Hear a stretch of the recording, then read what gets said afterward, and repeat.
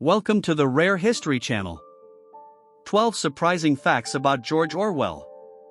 Before he assumed the pen name George Orwell, Eric Arthur Blair, June 25, 1903 to January 21, 1950, had a relatively normal upbringing for an upper-middle-class English boy of his time.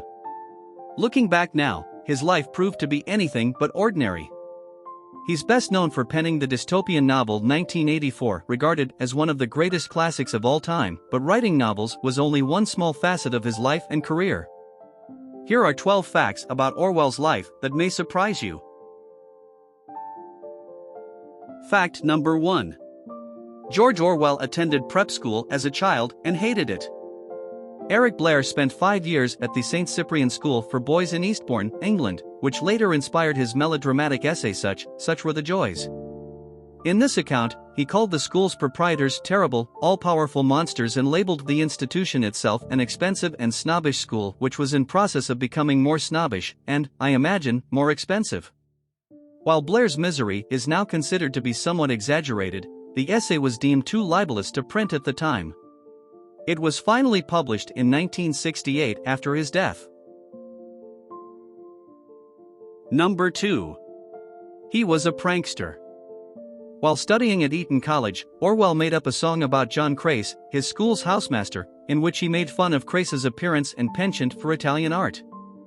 Then up waddled Wog and he squeaked in Greek, "I've grown another hair on my cheek." Crace replied in Latin with his toad-like smile, "And I hope you've grown a lovely new pile.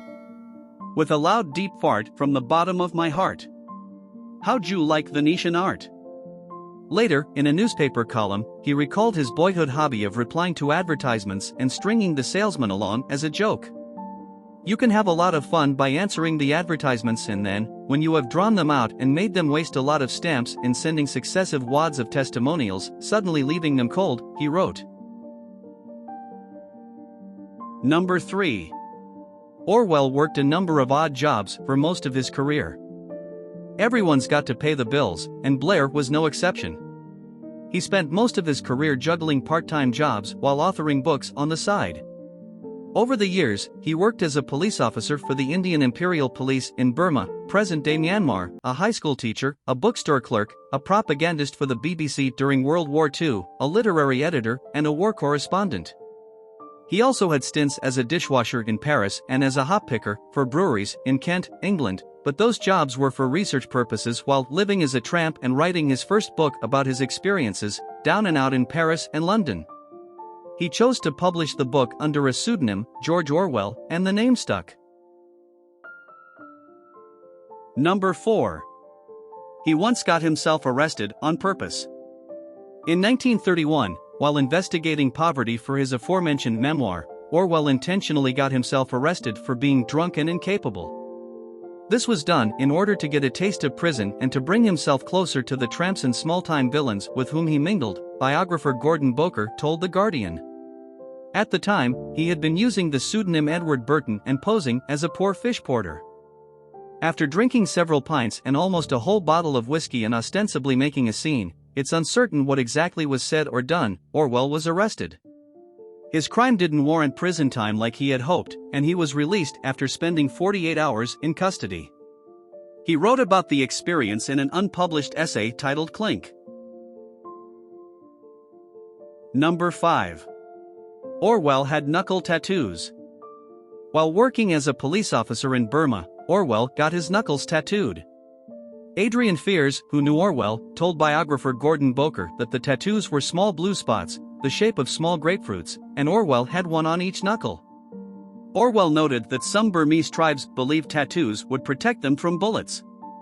He may have gotten inked for similarly superstitious reasons, Boker suggested, but it's more likely that he wanted to set himself apart from the British establishment in Burma.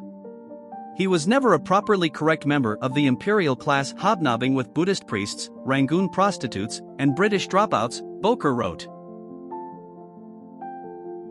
Number 6. He knew 7 foreign languages, to varying degrees. Orwell wrote in a 1944 newspaper column, "In my life I have learned 7 foreign languages, including 2 dead ones, and out of those 7 I retain only 1, and that not brilliantly." In his youth, he learned French from Aldous Huxley, who briefly taught at Orwell's boarding school and later went on to write Brave New World, Orwell ultimately became fluent in French, and at different points in his life, he studied Latin, Greek, Spanish, and Burmese, to name a few. Number 7. He voluntarily fought in the Spanish Civil War. Like fellow writer Ernest Hemingway and others with leftist leanings, Orwell got tangled up in the Spanish Civil War. At the age of 33, Orwell arrived in Spain, shortly after fighting had broken out in 1936, hoping to write some newspaper articles. Instead, he ended up joining the Republican militia to fight fascism because it seemed the only conceivable thing to do. The following year, he was shot in the neck by a sniper, but survived. He described the moment of being shot as a tremendous shock, no pain, only a violent shock, such as you get from an electric terminal, with it a sense of utter weakness, a feeling of being stricken and shriveled up to nothing. He wrote about his war experiences in the book Homage to Catalonia. Number 8. Orwell's manuscript for Animal Farm was nearly destroyed by a bomb. In 1944, Orwell's home at 10 Mortimer Crescent in London was struck by a doodlebug, a German V-1 flying bomb. Orwell, his wife Eileen, and their son Richard Horatio were away at the time, but their home was demolished. During his lunch break at the British newspaper Tribune, Orwell would return to the foundation where his home once stood and sift through the rubble in search of his books and papers, most importantly, the manuscript for Animal Farm. He spent hours and hours rifling through rubbish. Fortunately, he found it, Richard recalled in a 2012 interview with Ham and High. Orwell then piled everything into a wheelbarrow and carted it back to his office.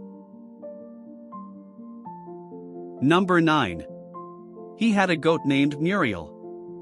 He and his wife Eileen tended to several farm animals at their home in Wallington, England, including Muriel the goat. A goat by the same name in Orwell's book Animal Farm is described as being one of the few intelligent and morally sound animals on the farm, making her one of the more likable characters in this dark work of dystopian fiction. Number 10. George Orwell coined the term Cold War. The first recorded usage of the phrase Cold War in reference to relations between the US and Soviet Union can be traced back to Orwell's 1945 essay and the Atom Bomb, which was written 2 months after atomic bombs were dropped on Hiroshima and Nagasaki. In the essay, he described a state which was at once unconquerable and in a permanent state of Cold War with its neighbors. Number 11. He ratted out Charlie Chaplin and other artists for allegedly being communists. Orwell self-identified as a democratic socialist, but his sympathy didn't extend to communists. In 1949, he compiled a list of artists he suspected of having communist leanings and passed it along to his friend, Celia Paget, who worked for the UK's Information Research Department. After the war ended, the branch was tasked with distributing anti-communist propaganda throughout Europe. Orwell's list included Charlie Chaplin and a few dozen other actors, writers, academics, and politicians. Other notable names that were written down in his notebook but weren't turned over to the IRD included Katharine Hepburn, John Steinbeck, George Bernard Shaw, Orson Welles, and Cecil Day-Lewis, the father of Daniel Day-Lewis. Number 12. He nearly drowned while writing 1984. One day in 1947, while taking a break from writing 1984, Orwell took his son, niece, and nephew on a boating trip across the Gulf of Corryvreckan in western Scotland, which happens to be the site of the world's third-largest whirlpool. Unsurprisingly, their dinghy capsized when it was sucked into the whirlpool, hurling them all overboard.